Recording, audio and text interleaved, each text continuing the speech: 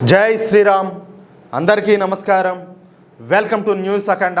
నేను మీ కస్తూరి శ్రీధర్. మిత్రులారా, తుపాకీతో ఒక్క బుల్లెట్ కూడా కాల్చకుండా, అసలు మన వాళ్ళు బోర్డర్ కూడా దాటకుండా ఒక దేశాన్ని పూర్తిగా ఎండబెట్టి ఒక అడుగు తినే దేశంలాగా మార్చేసి వాళ్లను మోకాళ్ళ మీద కూర్చోబెట్టడం సాధ్యమేనా?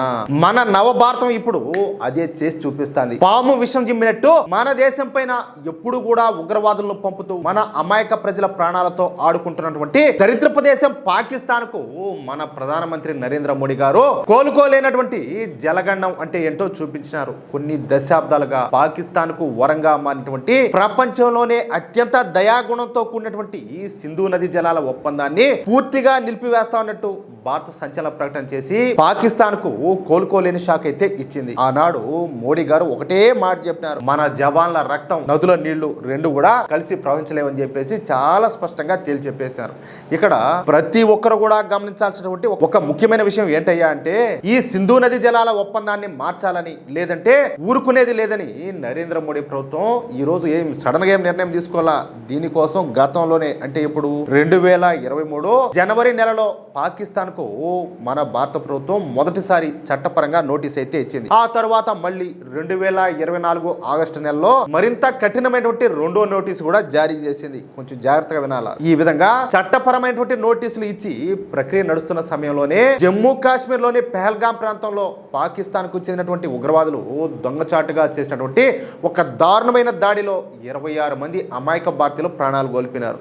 ఆ విషయం మీకు కూడా తెలుసు. ఈ ఉగ్రదాడితో మన భారతదేశం సహనం పూర్తిగా నశించిపోయింది. ఇక నోటీసులు ఇచ్చే కాలం చెల్లిపోయిందని, బోర్డర్ లో ఉగ్రవాదాన్ని పాకిస్తాన్ పూర్తిగా ఆపనంత వరకు ఒక చుక్క నీరు కూడా పాకిస్తాన్ కు వదిలే ప్రసక్తి లేదని, నీళ్లను పూర్తిగా నిలిపివేస్తున్నామని మోడీ ప్రభుత్వం ఈ దాడి తర్వాత అత్యంత కఠినంగా ప్రకటించింది. ఐక్యరాజ్య సమితి మానవ హక్కుల వేదిక సాక్షిగా భారత ప్రపంచ దేశాల ముందు ఈ విషయాన్ని గట్టిగా చాటి చెప్పింది. ఇన్నాళ్ళు కూడా మన భారతదేశం మంచితనాన్ని చేతగానితనంగా చూసినటువంటి ఈ ఉగ్రవాద దేశమైనటువంటి పాకిస్తాన్ కు ఇప్పుడు మన మోడీ ప్రభుత్వం సింధు నది జలాల విషయంలో చెప్పాలంటే గట్టిగా పట్టుకొని పీక నొక్కేసింది. అయితే ఈ నీళ్లను గనక ఆపేస్తే పాకిస్తాన్ ఎందుకు అంతగా భయపడుతుందో తెలియాలంటే మనం ఒకసారి 1948 నాటి పాత రోజుల్లోకి పోవాలా. దేశ విభజన జరిగి పాకిస్తాన్ విడిపోయిన కొత్తలో, అంటే హిందువులపైన కక్షతో ముస్లింల కోసం విడిగా దేశాన్ని లాక్కున్నటువంటి పాకిస్తాన్ లీడర్ మహమ్మద్ అలీ జిన్నాకు ఒక పెద్ద షాక్ అయితే తగిలింది. పాకిస్తాన్ ను బతికించేటటువంటి 6 నదులు పుట్టేది ప్రవహించేది మన భారతదేశంలోనే అని జిన్నా ఆలస్యంగా తెలుసుకున్నాడు. అది గమనించినటువంటి అప్పటి మన తూర్పు పంజాబ్ రాష్ట్ర ముఖ్యమంత్రి, అంటే మన దేశంలో పంజాబ్ ఉన్నట్టే పాకిస్తాన్ లో కూడా ఒక పంజాబ్ ఉన్నది, అందుకనే తూర్పు పంజాబ్ అని చెప్తున్నా. ఆ రాష్ట్ర ముఖ్యమంత్రి అయినటువంటి గోపిచంద్ భార్గవ్ గారి నేతృత్వంలోనే మన భారత ప్రభుత్వం 1948 ఏప్రిల్ 1వ తేదీన ఒక సంచలన నిర్ణయం అయితే తీసుకున్నది. పాకిస్తాన్ వైపు వెళ్ళేటటువంటి ఈ నదీ కాలువల గేట్లను పూర్తిగా మూసేసి సరిగ్గా ఒక 30 రోజుల పాటు పాకిస్తాన్ కు నీటి సరఫరాను పూర్తిగా ఆపేసింది. చూడండి ఎట్లున్నదో. అది కూడా ఒక ముఖ్యమంత్రి తీసుకున్నాడు ఈ నిర్ణయం. ముందస్తు సమాచారం లేకుండా భారత్ తీసుకున్నటువంటి ఆ ఒక్క చర్యతో పాకిస్తాన్ అనుభవించిన కష్టాలు అంతా ఎంత అయితే కాదు. ఒకే ఒక దెబ్బకు పాకిస్తాన్ లో ఉన్నటువంటి పంజాబ్ ప్రాంతం మొత్తం కూడా ఎండిపోయింది. పంటలన్నీ కూడా నెట్ట నిలువున మాడిపోయి తిండి లేక ఆకలి కేకరం ముదిలినాయి. లాహోర్ లాంటి పెద్ద పెద్ద నగరాల్లో తాగడానికి కూడా చుక్క నీళ్లు లేక ప్రజలంతా కూడా రోడ్లెక్కి అల్లాడిపోయినారు. ఆధునిక ప్రపంచ చరిత్రలోనే 2 దేశాల మధ్యన జరిగినటువంటి మొదటి నీటి యుద్ధం అయితే ఇదే. ఎంతమందికి తెలుసు ఈ విషయమా? ఎంతమంది తెలుసు అంటాలే. ఆనాడు నీళ్ల కోసం మహమ్మద్ అలీ జిన్నా పడ్డ తాపత్రయం, భయం అంతా ఎంత అయితే కాదు. అంటే ఏదో పాకిస్తాన్ సాధించుకున్నాము, ఏది మన ముస్లింలకంటూ ఇంకేదో మనం ఏదో చేయొచ్చు, మెల్లగా ఈ భారతదేశాన్ని కూడా ఏదో ఒక విధంగా సంగనాగిద్దాం అని చెప్పేసి ఒక ప్లాన్ తో చేసినాడు. కానీ తీరా చూస్తేనేమో తాగడానికి కాదు, దేనికి కూడా నీళ్లు లేకుండా పోయినాయి. భారత్ కనుక నీళ్లు ఆపేస్తే పుట్టినటువంటి 8 నెలలకే పాకిస్తాన్ అనే దేశం ప్రపంచ పటంలోనే లేకుండా పోతుందని జిన్నాకు బాగా క్లియర్ గా అర్థమైపోయింది. అందుకే తన అహంకారాన్ని పక్కన పెట్టి ఢిల్లీకి పెద్ద పెద్ద నాయకులందరినీ కూడా పంపించి వాళ్ళ కాళ్ళు పట్టుకుని ప్రాధాయపడ్డాడు. కానీ ఇక్కడే మన దేశ మొదటి ప్రధానమంత్రి జవహర్ లాల్ నెహ్రూ ఒక కోలుకోలేని చారిత్రక తప్పిదం చేశాడు.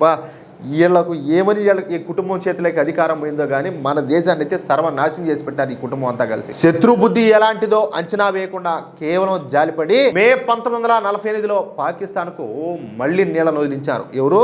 ఈ నెహ్రూ. చూడండి, అంతటితో ఆగకుండా 1960లో సింధు నది జలాల ఒప్పందం పేరుతో మన నదుల నీటిలో దాదాపుగా 80% నీటిపైన పూర్తి హక్కులను పాకిస్తాన్ కే రాసిచ్చారు. ప్రపంచంలో ఏ దేశమైనా సరే తమ దేశంలో పుట్టి ప్రవహించేటటువంటి నదులపైన హక్కులను కావచ్చు, ఆ నీళ్ళను కావచ్చు మనమే సొంతంగా వాడుకుంటాం. మన గంగా మిగిలితే పక్కన వాళ్ళకి ఇచ్చాం, లేదంటే అది కూడా లే. కానీ ఈ అసమర్థ నెహ్రూ ప్రభుత్వం మన దేశానికి కేవలం 20% నీటిని మాత్రమే ఉంచుకొని మన దేశ రైతులకు ఘోరమైన అన్యాయం అయితే చేసింది. అంటే 20% మనం పెట్టుకొని 80% పాకిస్తాన్కి ఇచ్చారు. ఏమంత ప్రేమ వాళ్ళంటే ఎందుకంత ప్రేమ అంటాలే. పైగా పాకిస్తాన్ లో మంగళ అలాగే చార్బిలా లాంటి భారీ డ్యాములు కట్టుకోవడానికి కూడా మన భారతీయ ఖజానా నుంచి 100 కోట్ల రూపాయలను ఆ రోజుల్లో కాంగ్రెస్ ప్రభుత్వం అత్త సొమ్ము కదా అల్లుడు దానం చేసినట్లు పాకిస్తాన్ కు కానుగ్గా ఇచ్చింది. మన నీళ్లు దాగి మనం వదిలినటువంటి నీళ్లతో పంటలు పండించుకొని ఆ పంట తిని మన డబ్బులతోనే డ్యాములు కట్టుకున్నటువంటి ఆ నైవంచక పాకిస్తాను తన అవసరం తీరిన తర్వాత బొసలు కొట్టే పాములాగా మారిపోయింది.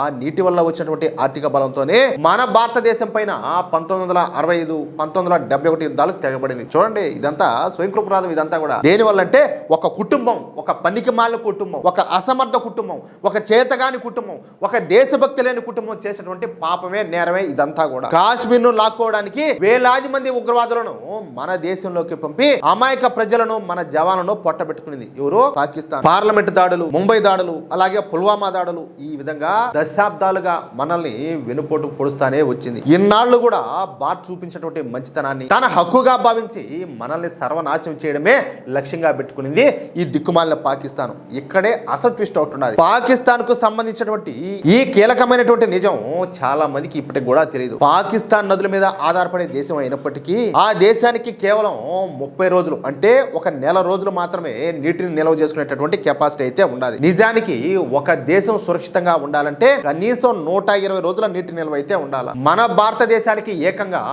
180 రోజులకు పైగా నీటిని నిల్వ చేసుకునే డ్యాములు, ఏర్పాట్లన్నీ కూడా ఉన్నాయి. కానీ పాకిస్తాన్ గత 70 సంవత్సరాలలో పెద్దగా డ్యాములన్నీ కూడా నిర్మించకుండా నిర్లక్ష్యం అయితే చేసింది. ఇప్పుడు మన మోడీ ప్రభుత్వం ఆ పాత ఒప్పందాన్ని, ఏది ఈ నెహ్రూ చేసి పెట్టాడు కదా ఒక పనికిమాల పెంట అంతా కూడా, ఆ ఒప్పందాన్ని పూర్తిగా పక్కన పెట్టి ఎన్నాళ్ళు మన వాటాలో ఉండి కూడా మనం వాడుకోకుండా పాకిస్తాన్ కు వదిలేస్తున్నటువంటి ఆ నీటిని పూర్తిగా వాడుకోవాలని చెప్పేసి మన మోడీ ప్రభుత్వం డిసైడ్ అయింది. అందుకోసమే రవి అలాగే బియాస్ నదులపైన షాపూర్ కండి, ఉజ్ డ్యామ్ లాంటి భారీ వ్యూహాత్మక ప్రాజెక్టులను భారత్ రికార్డు స్థాయిలో వేగంగా పూర్తి చేసింది. దీనివల్ల భవిష్యత్తులో పాకిస్తాన్ కు వెళ్లేటటువంటి నీటి ప్రవాహం పూర్తిగా మన చేతుల్లోకి వస్తుంది. భారత్ కనుక ఈ నీటిని ఆపితే కేవలం ఒక నెల రోజుల్లోనే పాకిస్తాన్ అనేది పూర్తిగా ఎండిపోయి ఆకలితో కుప్పగూలిపోవడం ఖాయం. ఈ మహమ్మద్ అలీ జిన్నా ఆ రోజు ఏ నీటి గండానికి అయితే భయపడినాడో మోడీ గారు ఇప్పుడు అదే భయాన్ని పాకిస్తాన్కు ప్రాక్టికల్గా కళ్ళ ముందు అయితే చూపిస్తున్నాడు. మరి మన నీళ్లు తాగుతూ మనల్నే నాశనం చేయాలని చూసినటువంటి ఈ పాకిస్తాన్ ఆటలో సాగకుండా ప్రధాని మోడీ గారు తీసుకున్నటువంటి ఈ చారిత్రక కఠినమైన నీటి వ్యూహం పైన మీ అభిప్రాయం ఏంటో కింద కామెంట్ రూపంలో తప్పకుండా తెలియజేయండి. ఇలాంటి మరిన్ని జాతీయవాద నిఖార్సైనటువంటి నిజాలకు సంబంధించిన విశ్లేషణల కోసం ఇప్పుడే మన న్యూస్ అఖండ ఛానల్ను సబ్స్క్రైబ్ చేసుకోండి. జై శ్రీరామ్, జై హింద్, భారత్ మాతాకి జై.